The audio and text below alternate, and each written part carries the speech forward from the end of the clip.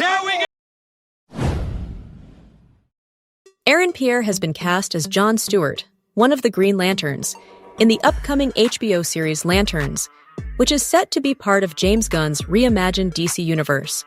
This project is a highly anticipated adaptation of the Green Lantern mythos, described as a detective-style Earth-based drama, where Pierre's John Stewart, a younger member of the Green Lantern Corps, will be partnered with veteran Hal Jordan, portrayed by Kyle Chandler. The show is being compared to HBO's hit series True Detective for its dark, investigative tone, as the two lanterns delve into a murder mystery that could have broader implications. Created by Chris Mundy, Damon Lindelof, and comic writer Tom King, Lanterns is shaping up to be a key series in the DCU, blending superhero elements with noir-like storytelling. Pierre's casting comes after a long audition process, during which he emerged as the final choice over Stephen James. Welcome to DC, Aaron Pierre. After a long and grueling series of auditions, I am absolutely sure we found an incredible John Stewart. #Lanterns. Fede Alvarez found inspiration for Alien Romulus from a deleted scene in James Cameron's Aliens. In this scene, children are seen running around the space colony, which made Alvarez wonder about their lives and experiences growing up in such an environment. This curiosity led him to explore the 57-year gap between Ridley Scott's Alien and Cameron's Aliens from the perspective of these children. Additionally, Alvarez's own childhood in Uruguay, where he often felt the urge to escape and explore beyond his small town, influenced the film's narrative. He aimed to capture the universal feeling of youth wanting to break free and explore the world. Can you tell me the story that so your film, in terms of the timeline, your film is set between Alien and Aliens, and the film was partly inspired by a deleted scene from Aliens of kids running around a space colony. For people who haven't seen it, can you talk us through that? So on Aliens, on James Cameron movie, there's the movie starts and part of the story starts in this colony in space. It's supposed to be a shake and bake, they call them, like very quick colonies. They put a bunch of colonizers, atmosphere generator, and they wait 50 years for the colony to be ready to bring more people. And that's what they say in the movie. And there's a deleted scene. It's actually, you can see it in an extended version of Aliens, where they're in the offices and you see a bunch of kids running around, like, a bunch of really young kids, which you never see in this movie. It's rare for that movie, for the Alien movies, to see a bunch of kids. That's why it's probably not in the movie. It's rare to see them. And I was like, wow, that's so strange. Like, what would be growing up there? Like, those kids right there, they don't care because they're young and full of life. But once they're in their teens or 20s, they're going to rebel. No one's going to be on a planet that for 50 years there's nothing for you but being a miner or a farmer, right? And but I felt as well that's something that anybody can relate to. You don't have to be from there. I think I'm from Uruguay, and feeling you were born away from where things happen. And youth always wants to go to explore the world. Eventually, they want to go out of wherever is their small town.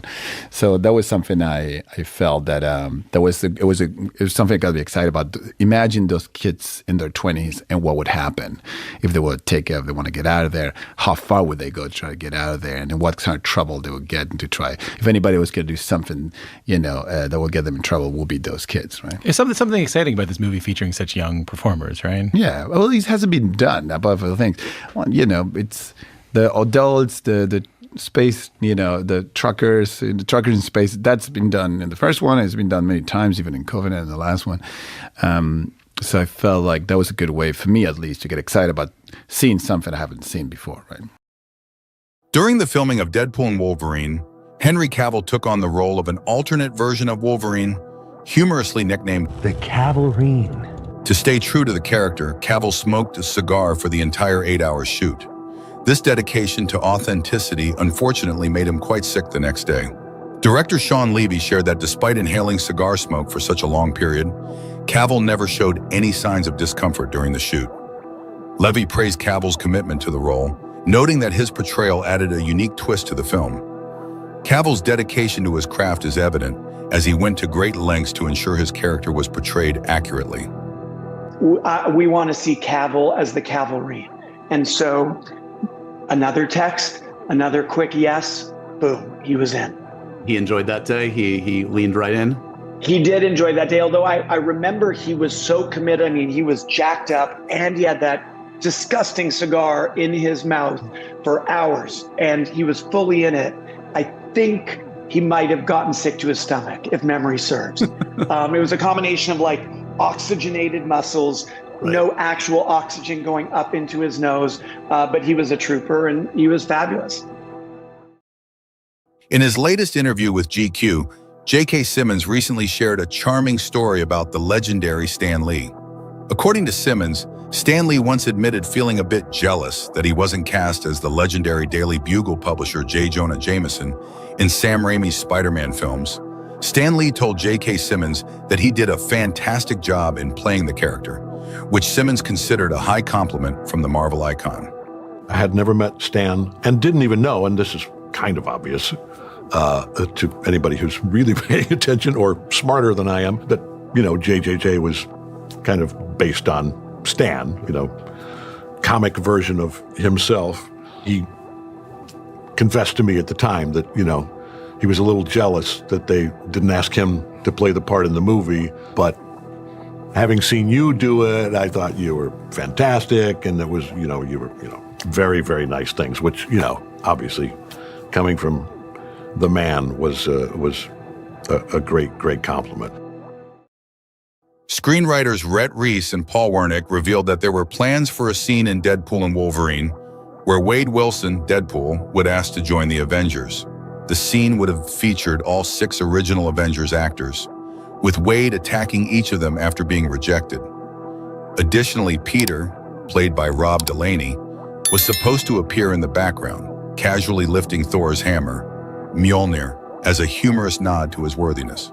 I knew it. Unfortunately, this scene was not included in the final cut of the film.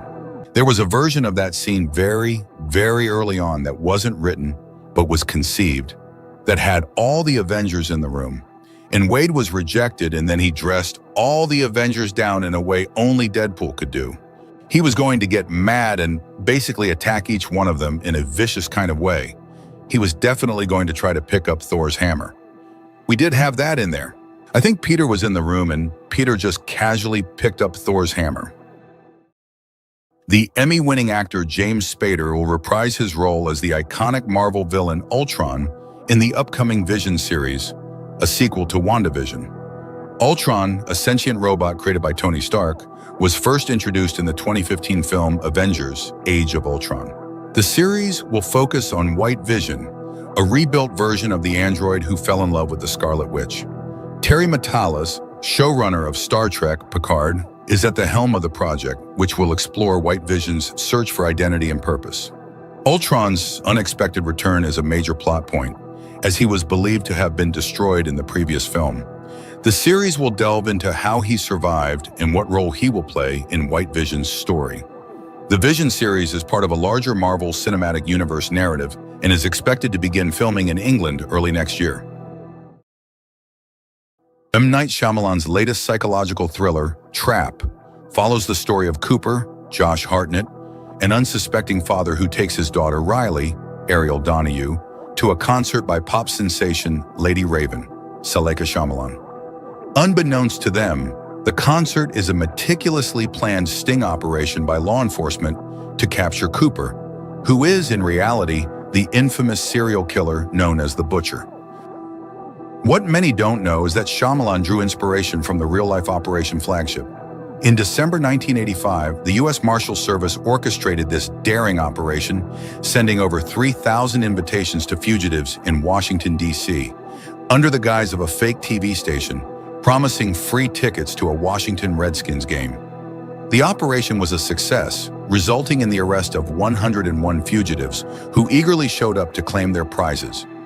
In an interview with BBC News, Shyamalan said, "I heard about it when I was a kid, and I thought it was totally absurdist that this actually happened. It was something that was in my head a lot when it happened. This was real-life criminals, FBI and police. They dressed up as cheerleaders and mascots and were dancing around with them and goofing around with them.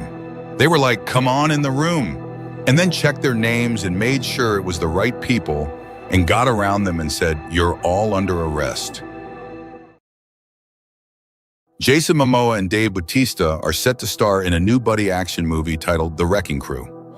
Directed by Angel Manuel Soto, known for Blue Beetle, the film promises to be an exciting project with a script by Jonathan Tropper.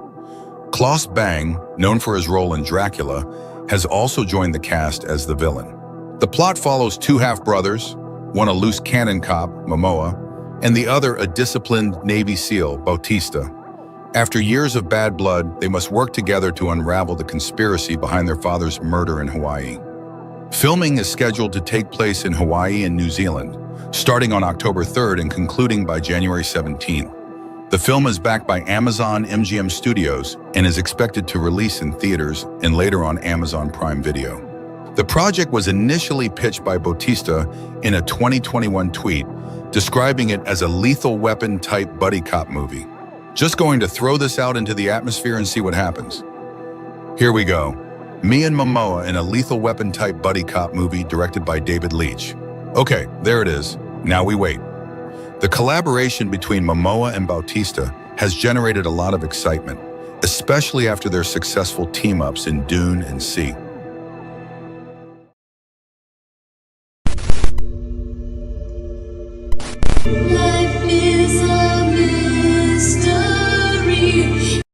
Ryan Reynolds and director Sean Levy personally met with Madonna to discuss using her iconic song Like a Prayer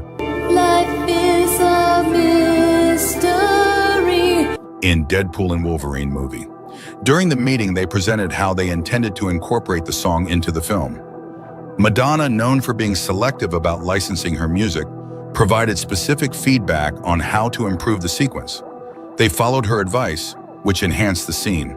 Can you guys talk at all about the Like a Prayer and getting that whole thing? Well, it did involve a personal meeting with Madonna. A personal visit to Madonna. Yep. Wow. And where we showed Madonna the sequence where Like a Prayer would be used, and It's also, let's preface it with the fact that they don't license, that Madonna doesn't just license the song. Like and particularly that song. That song in has not particular. been licensed. So it was a big deal to ask for it, and certainly a bigger deal to use it. So yeah, we went over and met with her and sort of showed her how it was being used and where and why. Things we And spent she on gave this a movie. great note. My God, she watched it, and I'm not kidding. Just was like, you need to do this, and this in this moment. And damn it, if she wasn't like spot on. yeah, we and right, literally went into a new recording session within 48 hours to do this one note. She had only one note, and it was a great note, and it made the sequence better. Yeah.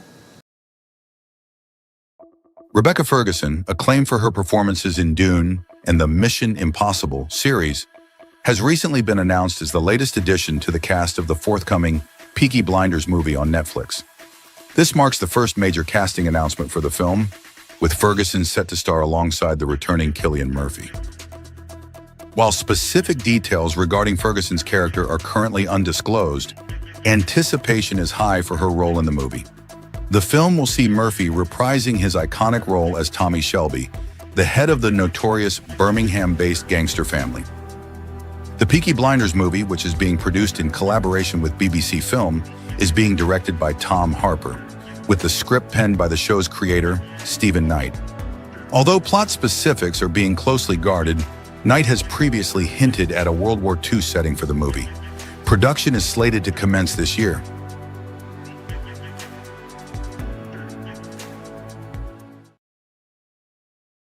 Robert Downey Jr., best known for his portrayal of Tony Stark in the Marvel Cinematic Universe, MCU, has made headlines with his substantial earnings from the franchise. Recent reports have highlighted that Downey's total earnings from his MCU appearances have reached an impressive $600 million, reflecting his significant contribution to the success of the franchise. Throughout his tenure with Marvel, Downey has starred in 4 Avengers films, 3 Iron Man movies, and made numerous cameo appearances, amassing earnings estimated between $500 million and $600 million. His performances, particularly as Tony Stark in blockbuster hits like Iron Man and Avengers Endgame, have not only become iconic but have also significantly boosted his earnings. With his anticipated return to the MCU as Doctor Doom, it has been reported that Marvel is offering Downey a significantly higher pay than his previous roles. This considerable sum underscores both Downey's star power and Marvel's commitment to bringing high-profile talent to its cinematic universe. According to producer and screenwriter Akiva Goldsman, the upcoming I Am Legend 2 will diverge from the theatrical ending of the first film, where Dr. Robert Neville, Will Smith, sacrifices himself to save humanity. Instead, it will adopt the alternate ending from the DVD release, where Neville survives. This decision aligns the sequel more closely with the themes of Richard Matheson's original 1954 novel, emphasizing the end of humanity's dominance on Earth. The producer stated in his interview with Collider.com, "We're sequelizing the alternate cut, the one that we were talking about earlier, where Will lives and things didn't go so well for humanity." Akiva Goldsman stated that the sequel will start decades after the events of the first film, inspired by the narrative structure of HBO's The Last of Us, which features a significant time jump. This will allow the film to explore a world reclaimed by nature after humanity's decline, particularly focusing on a transformed New York City. Both Will Smith and Michael B. Jordan are confirmed to star in the sequel. The film aims to delve deeper into the post-apocalyptic setting and the idea of what happens when humans are no longer the dominant species.